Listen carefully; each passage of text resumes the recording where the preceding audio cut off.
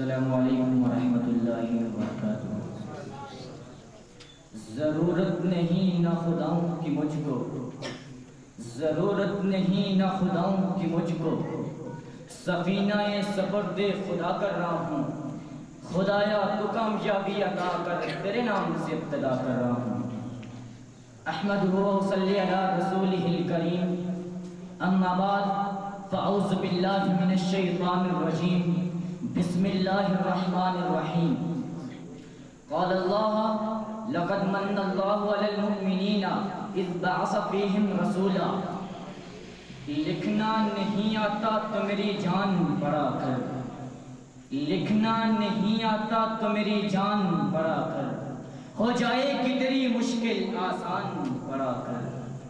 پڑھنے کے لیے گر تجھے کچھ نہ ملے تو، پڑھنے کے لیے گر تجھے کچھ نہ ملے تو، چہروں پہ لکھے درد کے عنوان بڑھا کر۔ لاریب تیری روح کو تسکین ملے گی، لاریب تیری روح کو تسکین ملے گی، تو قرب کے لمحات میں قرآن پڑھا کر۔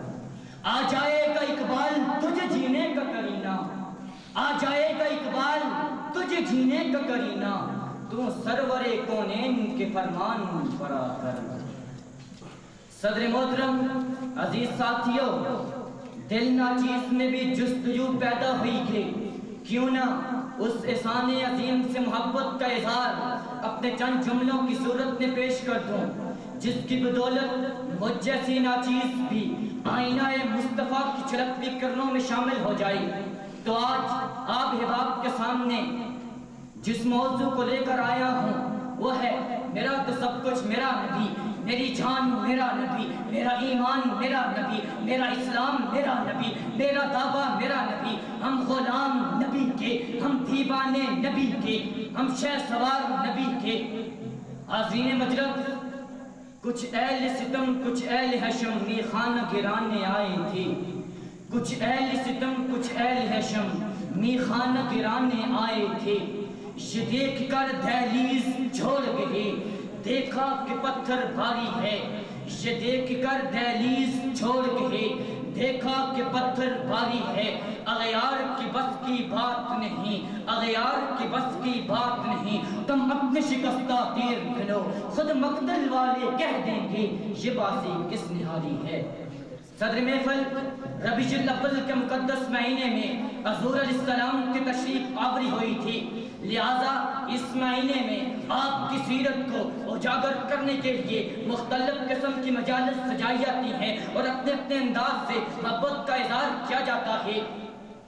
نبی علیہ السلام کے بارے میں میرا اور آپ کا یہ عقیدہ ہے کہ جب سے کائنات بنی ہے اور جب تک کائنات باقی رہے گی، نہ آپ جیسی شخصیت آئی تھی، نہ آئی ہے، نہ قیامت کی دیواروں تک آئے گی۔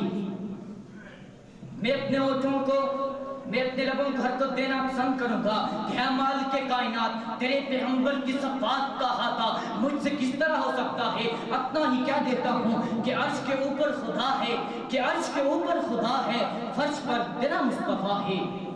حسن کی ساری خوبیاں، سارے کمالات، سارے فضائل، سارے محور کے باحیات تھے، صاحب صدق تھے، صاحب خود تھے، صاحب سخا تھے، صاحب کرم تھے اور صاحب نظر تھے، صاحب وفا تھے۔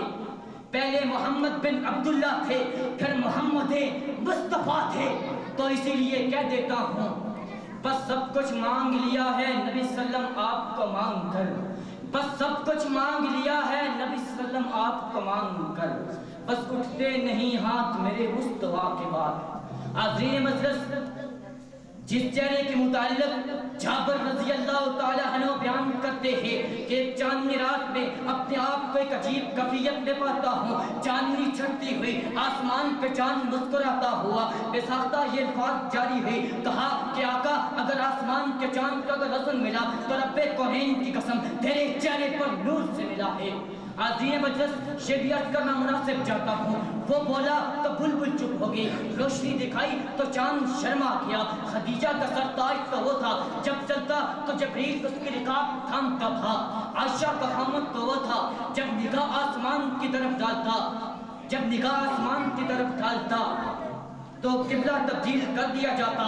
فاطمہ کا بابا تو وہ تھا جب اس کے دل سے آواز اٹھتی تھی تو کائنات بدل جاتی تھی. حفصہ کے سر کا آنچل تو وہ تھا جس کی حرکتوں کو خدا نے قرآن میں نازل کر دیا تھا.